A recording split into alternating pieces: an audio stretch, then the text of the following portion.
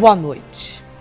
O empate técnico entre duas candidatas à presidência da República, Dilma Rousseff e Marina Silva, e a confiança de Aécio Neves numa virada de última hora ampliam o suspense dessa eleição marcada por muitas surpresas.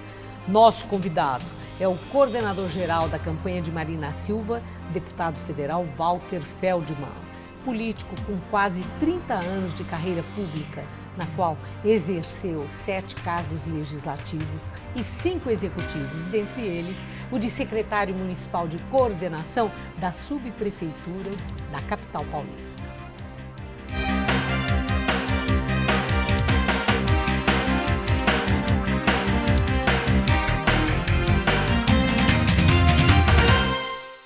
Deputado, obrigada por estar conosco. Prazer, mais uma vez aqui, Maria Lídia. Deputado, o senhor é um político experiente, já acompanhou muitas eleições, inclusive como candidato, mas de eleição majoritária, na sua experiência pessoal, o senhor já acompanhou uma eleição com o tom do debate que está pairando nessa, a contundência, a agressividade? Não, nunca. 19 eleições eu já participei, 8 pessoais diretamente, mas várias como coordenador, particularmente aqui em São Paulo, municipal, estadual, Mário Covas, Fernando Henrique, José Serra, Geraldo Alckmin, tantas eleições, mas essa característica eu nunca vivi. Primeiro por causa do trauma de Eduardo Campos, para nós foi algo muito forte, contundente, inesperado. Eu que viajei com ele, junto com Marina, para o Rio de Janeiro na segunda-feira, na terça estivemos juntos e na quarta quase viemos juntos aqui para São Paulo, quando Marina, talvez intuitivamente, decidiu vir para São Paulo e ele para Santos. E nós já tínhamos muita convicção de que aquele era o caminho adequado. Você lembra da organização da rede de sustentabilidade, do indeferimento no Tribunal Superior Eleitoral e depois a decisão nossa da rede de caminhar junto com o Eduardo Campos. Ou seja, tudo estava mais ou menos acertado, uma mudança das características da política brasileira do ponto de vista programático. Nossa decisão de acompanhar Eduardo era programática e aí essa tragédia que mudou todo o jogo e nos traz até aqui hoje. Mas eu, quando fizer essa indagação, deputado, acompanhando, né, toda essa tragédia como jornalista que sou, mas agora, na campanha, há, talvez, pela surpreendente aceitação do nome de Marina Silva, que já na largada aparece como tão competitiva e trazendo essa mudança tão radical nos números que as pesquisas mostravam, o tom subiu da campanha, o nível baixou da informação. A minha indagação é isso, a questão desse estilo, da agressividade, dos ataques, não só em relação a Marina Silva, mas dos 3 principais candidatos entre si, até o quarto, que está em 4º lugar, também acionou a artilharia. Isso é novidade dos tempos atuais, dessa eleição, ou é uma tendência que já vinha se configurando? Eu acho que são as duas coisas. O PT, há um tempo, já tem um temor da figura Marina Silva. 2010 surpreendeu a todos. Praticamente com um partido tão pequeno como o PV, ela já despontava como uma alternativa, inclusive, para o segundo turno, com uma estrutura muito pequena. Numa lógica, Maria Lídia, da estrutura eleitoral, que depende de coligações, tempo de televisão, estrutura financeira, algo que Marina já não teve em 2010. E tem um fato muito importante, é que Marina tem uma história de vida, eu diria, contundente do ponto de vista da superação. Ela tem, eu diria, uma trajetória muito semelhante ao Lula, com características que adicionam a ela uma personalidade que se construiu na educação, na compreensão do mundo, não apenas do ponto de vista intuitivo, como foi o Lula, mas do ponto de vista do conhecimento, da agregação, inclusive, de uma certa sabedoria que vem dos povos da floresta, das lutas populares e sindicais, mas de uma compreensão dos movimentos da humanidade. Isso faz com que ela seja uma figura de grande temor para o PT. No momento que ela aponta com a perspectiva real de vitória, já no começo do processo eleitoral, ou seja, já apontava isso antes de ser vice. Era uma candidatura viável, competitiva. Quando ela aparece disputando e pulando na frente da própria candidata oficial, da presidente Dilma, aí o susto foi muito maior. Bom, o senhor está dizendo do potencial que ela chega, mas o potencial sozinho não ganha a eleição. Nós estamos vendo na dança dos números que é uma guerra muito desigual. Desigual até nas contribuições de campanha, desigual no tempo de televisão, desigual no estilo. No seu entender, faltando tão pouco tempo para as eleições, nós temos o quê? Pouco mais de 2 semanas, não chega a 3 semanas. O senhor acha que Marina Silva vai ter meios e tempo para segurar a pequena ascensão que teve a adversária Dilma Rousseff, com quem ela está empatada tecnicamente, embora num segundo turno possa vencer, segundo as simulações feitas? Há uma tendência, Maria Lídia, no Brasil de mudança. As últimas eleições mostraram que a terceira via se movimentava. Você lembra muito bem do Mário Covas, que dizia que o povo era muito mais sábio do que a gente imaginava. Então, eu diria que há um quadro de desejo maior do que 50% de mudança das características, não apenas do governante, mas do modelo político em nosso país. Bom, a Marina, há 3 anos, nas reuniões da criação da rede, ela já dizia o seguinte: essa próxima eleição será diferente das outras. Não será a campanha dos palanques, mas será a campanha dos tablados. Não será a campanha apenas do tempo de televisão, mas será um questionamento dos programas, das características, da história, do comportamento dos candidatos. Ela dizia isso há 3 anos, isso começa a se confirmar. Se nós vamos chegar lá, vai depender dos novos lances. Mas o nosso será um lance programático sempre. Nós não vamos mudar o tom da campanha. E você tem acompanhado o PT nesse temor. Nós consideramos quase um desespero de perda da estrutura de poder que eles alcançaram até hoje. É possível que eles venham com mais ataques, mais virulência, mais inverdades e mais boatos. Nós vamos suportar esse ataque, porque acreditamos que a dose pode ser excessiva e pode se transformar em veneno para o próprio PT. Bom, essa questão dos ataques, hoje mesmo eu vi uma declaração da presidente Dilma Rousseff dizendo que presidência não é para coitadinhos. Isso em relação à reação de Marina Silva a esses ataques, as respostas que ela tem dado, inclusive oferecendo a outra face. Essa expressão de Dilma Rousseff, ela corrobora o tom de campanha que quer mostrar a diferença de vigor das candidatas. Dilma é apresentada como coração valente, uma voz poderosa, forte, uma pessoa que resolve. Marina Silva é apresentada como uma pessoa com sensibilidade, uma pessoa que reflete e que responde com essa gentileza e insiste em dizer que não vai usar do mesmo vigor e nem atacar a adversária. Isso funciona numa eleição? Ou pode ficar na cabeça do eleitor que Dilma é que é forte e que segura o tranco e Marina Silva frágil e coitadinha, como disse a Dilma? Vigor pode se confundir com truculência, autoritarismo, deselegância e até deseducação. Todo mundo que convive com a Dilma sabe que ela tem um pouco disso tudo. É uma mistura desajeitada de quem se acostumou parcialmente com a democracia. A Dilma não tem nenhuma experiência parlamentar. Isso justifica a relação equivocada que ela tem com o Congresso Nacional. Todo mundo sabe como o empresariado considera o seu governo, sem diálogo, sem compartilhamento, sem debate sobre os mecanismos que podem transformar a nossa realidade. Mas esse mesmo empresariado está fazendo muita doação e dando milhões para a campanha de Dilma, mas do que para todos os outros candidatos. Será que não há uma hipocrisia aí no empresariado? Fala mal dela, mas banca a campanha dela? Até porque é governo. Imagina só a estrutura de poder que tem o governo para compreender que ele precisa se manter independente de quem for o próximo governante.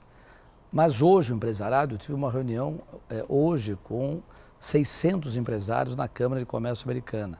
Semana passada tivemos outras semelhantes. Há uma sinceridade, uma sensibilidade por parte do empresariado brasileiro de que o quadro que aí está é ruim para o Brasil. Do ponto de vista econômico, social, estabilidade da democracia, confiança com os mercados e nações democráticas do mundo, segurança. Há uma insegurança jurídica absoluta nas relações contratuais, há um questionamento da própria Constituição brasileira e nós sentimos que há um retrocesso do ponto de vista democrático. Então, só para encerrar essa questão, Marina é forte porque superou todas as barreiras que poderiam ser colocadas na sua frente, do ponto de vista pessoal, familiar, local, região do Brasil. Ela é uma candidata a presidente da República que disputa a perspectiva real de vitória, portanto, é uma mulher muito forte. Agora, deputado, o senhor mencionou o clamor por mudança, o clamor das ruas, deixou isso muito claro, rejeição a partidos e a políticos. O voto em Marina Silva pode estar sendo esse voto pela mudança, o voto de protesto? Eu acho que é um conjunto de coisas. Primeiro, a Marina, nesse momento, é a personalidade que simboliza a mudança. A mudança, em primeiro lugar, Maria Lídia, da despolarização PSDB-PT. Há um esgotamento desse modelo. Os dois partidos deram uma contribuição relevante, nós respeitamos. Eu, particularmente, tive uma parcela de protagonismo nisso como membro do PSDB durante 25 anos, mas há uma superação de modelo. E o modelo hoje exige uma democracia de mais intensidade, existe um avanço maior nas conquistas econômicas e sociais e exige um diálogo internacional que foi rompido nessa gestão. Então, há um desejo de mudança real. Quando esse desejo de mudança interpretar completamente que ele é confiável, que ele é seguro, que ele simboliza governabilidade, governança com os melhores quadros da sociedade brasileira, nós podemos caminhar numa reta final de muito sucesso. Eu tenho uma curiosidade. Marina Silva chorou mesmo para a repórter da Folha, se referindo às críticas que Lula fez a ela? Veja bem, a Marina, ela teve um momento muito forte no Rio de Janeiro, no Clube de Engenharia, onde ela revelou uma profunda indignação. Aí ela diz o seguinte: eu prefiro ser injustiçada do que cometer injustiça. Ela construiu junto com o Lula o PT. E ela dizia, isso não foi publicamente, mas ela nos disse numa reunião menor, que ela teve que enfrentar o pai, que a alertava que as lutas que ela teria no Acre contra jagunços podiam levá-la à morte. E ela dizia: pai, mas eu vou continuar, mesmo vários companheiros já tendo caído. E ela cita o nome um por um, de cada um daqueles que caíram na luta. Então, quando ela vê a história na sua retrospectiva, e enxerga como ela, o Lula e tantos outros combateram pela democracia, fizeram a resistência, ver o Lula nessa posição de defesa de um modelo que está superado, isso a entristece. Isso cria uma certa indignação, que é uma indignação no sentido de compreender que talvez seja uma história do passado, mas que ela tem dentro de si. Então, eu diria que é uma relação que ela construiu pessoalmente com o Lula, que tranquilamente pode fazê-la chorar.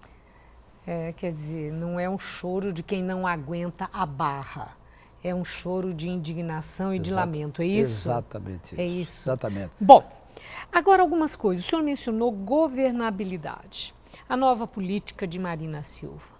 O que é essa nova política? Como é que o senhor definiria a nova política proposta por Marina Silva? Rapidamente é mudar o modelo. Esse modelo que está aí, Maria Lídia, eu vivi 12 anos no Congresso Nacional. Se nós colocarmos lá o indicador de felicidade, dará um dos mais baixos do Brasil. Há um sentimento de inoperância, de inatividade, de baixo resultado, de gasto excessivo.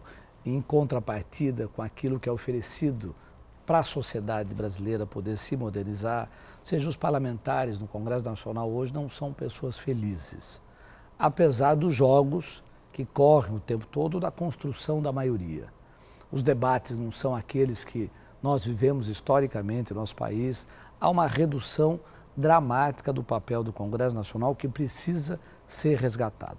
Nova política, em primeiro lugar, é construir com o Congresso Nacional uma relação de parceria, de compartilhamento, de defesa de teses, de construção de um programa estratégico para o Brasil. Que não seja esse presidencialismo de coalizão que conhecemos? Ou de coalizão ou de cooptação. Nós precisamos de um presidencialismo onde o Congresso Nacional seja altivo. Ele discuta como nós vamos caminhar para uma sociedade muito mais moderna, muito mais digital, que integre hoje a democracia digital, como nós falamos, que incorpore a opinião da sociedade em relação àquilo que pode e deve ser feito. Eu vivi o Congresso no momento das manifestações de junho. O Congresso estava, eu diria, acuado, quase apavorado, não sabia o que fazer, porque perdeu a linguagem das ruas. Essa linguagem tem que ser ouvida, tem que ser interpretada. Aquilo que a sociedade queria nas ruas do Brasil era a mudança dos serviços públicos, combate duro em relação à corrupção, sistema de Estado moderno, ágil, rápido, que responda às necessidades da atualidade. O Congresso não consegue mais fazer isso. Adversários de Marina Silva dizem que ela é religiosa, fundamentalista e criacionista. Nós vamos a um pequeno intervalo. E eu deixo aqui a pergunta para assim que voltarmos. Que peso a religião tem para a tomada de decisões políticas de Marina Silva? Um intervalinho, voltamos em instantes.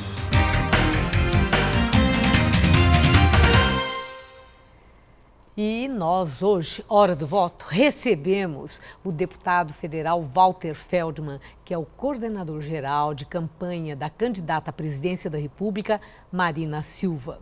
E eu havia deixado uma questão. Adversários de Marina dizem que ela é religiosa, fundamentalista e criacionista. E a pergunta que eu fiz, qual é o peso da religião na tomada de decisões políticas de Marina Silva? Primeiro, não é criacionista, ela não é fundamentalista e ela é uma mulher de fé.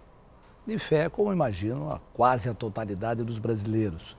O percentual de ateus e agnósticos é muito pequena. E a religião, para aqueles que acreditam, ou a fé, para aqueles que acreditam, é um elemento formador de princípios e valores. Ou seja, a Marina, diferente da grande maioria dos políticos, ela tem uma ética privada. A religião ou a fé a auxilia a ter uma ética no dia a dia, nas suas relações pessoais, familiares, comunitárias, nas relações de influência que se recebe reciprocamente. Eu nunca vi um desvio de qualquer ordem, seja no trânsito, seja naquilo que se afirma perante um ataque. Ela nunca se desvia de um comportamento ético e, evidentemente, ela leva isso à sua atividade pública, o que garante um comportamento na gestão, no parlamento, com as características que a sociedade sonha e espera. O papel da religião nas suas decisões, eu diria que cima de princípios e valores. Aquilo que a religião nos traz de princípios e valores sempre nos ajudará a tomar as decisões mais adequadas. Bom, o senhor tocou em princípios e valores e aí aparece aquela questão que ficou muito polêmica, ter aparecido no programa de governo anunciado que ela procuraria a legalização do casamento civil para casais homossexuais. E depois isso foi retirado. Considerando o fator religião, princípios e valores, sendo Marina Silva evangélica e nas religiões evangélicas, nas várias igrejas, não se aceita a união homossexual, isso não é um peso, um valor religioso que pode se contrapor à diversidade, né? A isonomia, direitos iguais de todos os brasileiros, algo que possa parecer uma contradição com as afirmações éticas pontuais de Marina Silva? Eu acho que, na verdade, é mais desinformação, Maria Lídia. A Marina acredita de maneira consistente no Estado laico. Ou seja, ela pode professar sua fé, como muitas outras que existem no Brasil, mas isso não significa que a sua fé dirigirá o Estado que ela pode eventualmente governar. Ou seja, o Estado laico é fundamental para que haja equilíbrio entre todos aqueles que tenham opiniões divergentes. E tem vários episódios na vida dela que demonstram isso, que mostrou que em nenhum momento da sua vida política, parlamentar, utilizou da sua fé para qualquer decisão de caráter público. Segundo, a Marina é a favor da união civil. Ou seja, qualquer casal que se pretenda morar juntos ou ter uma vida em comum tem todo o direito civil de realizá-lo. O que ela é contra é o debate do Estado laico interferir na definição do casamento junto às religiões. Essa é uma definição de cada igreja. Mas a legalização do casamento civil, ela é favorável? Isso... Que seja legalizado e que não os casais homossexuais precisem recorrer à justiça para ter esse direito, uma vez que está na Constituição que todos somos iguais perante a lei. A legalização civil já está definida, ou seja, o casal... Tem uma decisão de Supremo. Exatamente, mas essa decisão já está tomada. O Brasil caminha em relação à modernidade de todos os países. Aceita? Evidente. Okay. Essa é uma decisão civil. Uma outra questão que adversários têm explorado bastante é que nas questões referentes à sustentabilidade, a meio ambiente, Marina Silva não cede.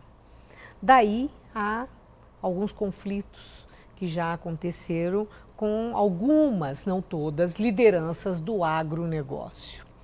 Nessa questão da preservação do meio ambiente, Marina Silva é inflexível? Pelo contrário, na gestão do Ministério do Meio Ambiente foi aprovada, sob o comando ambiental dela, a transposição do Rio São Francisco. Seria inflexível se não tivesse aprovado.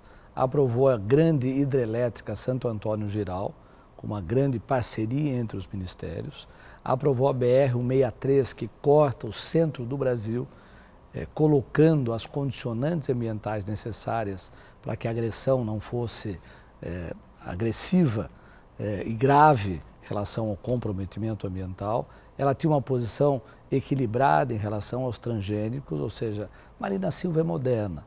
Ela compreende que não é possível hoje um desenvolvimento que não incorpore a ideia da sustentabilidade. Isso sempre tem que ser negociado. O agronegócio, que achava que Marina era conservadora ou conservacionista, que é uma visão, eu diria, radical, considerada mais à direita, não é a posição de Marina Silva. Ela é uma sustentabilista, uma sócio-sustentabilista, ou seja, um bom equilíbrio entre o ser humano, a produção e a ecologia. No agronegócio há aqueles que já entendem isso, mas há ainda aqueles que têm sido muito duros em relação a Marina Silva. Tem uma visão conjuntural, ou seja, se você agredir o rio que te abastece, numa outra geração esse rio não mais existirá. Haverá uma desertificação, as mudanças climáticas, você ter uma selva amazônica que permita chuvas aqui em São Paulo, ou seja, vamos nos preocupar com as futuras gerações. Bom, nós temos pouco tempo, mas eu não posso deixar de falar dessa questão da independência do Banco Central, que deu tanto o que falar, que gerou por parte da adversária principal, que é a candidata Dilma Rousseff, aquele vídeo no horário eleitoral em que mostrava que Marina Silva era privilegiada por banqueiros que iam tirar a comida da mesa do cidadão, acabar com os programas sociais, etc. Marina Silva deu resposta. Ela deu a resposta que é preciso impedir que aconteça com o Banco Central o que aconteceu com a Petrobras que foi tomada por um grupo de políticos. Eu quero ouvi-lo sobre isso. Quando Marina Silva deu essa resposta, foi adequada, porque, afinal de contas, sem a tal da independência, no Banco Central está lá um técnico de carreira, Alexandre Tombini, não é um político, e antes dele, O Henrique Meirelles também era um presidente do Bank Boston, era um homem do ramo, não era um político de carreira. Então, essa exploração que houve, que se aproveitou o adversário, não foi bem explicado por Marina o que ela quis dizer para que o eleitor entendesse o significado dessa independência do Banco Central? Essa é uma visão também moderna, ou seja, as grandes nações democráticas estáveis do mundo têm uma independência legal ou não do Banco Central. A Dilma defendeu isso na sua outra campanha. O Lula praticou a independência e a autonomia do Banco Central com Meirelles durante 8 anos. E, na verdade, agora eles transformam de uma maneira satanizada a autonomia e a independência do Banco Central. Os banqueiros contribuíram com a campanha de Dilma muito mais do que com a campanha de Marina Silva. Quando a gente diz independência, é para que não haja influência política no processo eleitoral, na organização da contabilidade criativa, que faz com que as nossas contas não sejam verdadeiras, e a independência também do sistema financeiro e bancário. Ou seja, a independência não significa só em relação ao governo, é tomar as decisões adequadas para que a economia seja cada vez mais estável. Deputado, terminou o nosso tempo. Eu agradeço muito a sua vinda hoje, ao Hora do Voto, os seus esclarecimentos em pontos, né, que estão sendo contrapostos por adversários na guerra eleitoral que estamos todos acompanhando. Muito obrigada por estar conosco. Uma boa noite. Você também, Marília. E termina aqui Hora do Voto. Uma boa noite a todos. Na próxima semana estaremos de volta, na segunda-feira, à meia-noite. Até lá.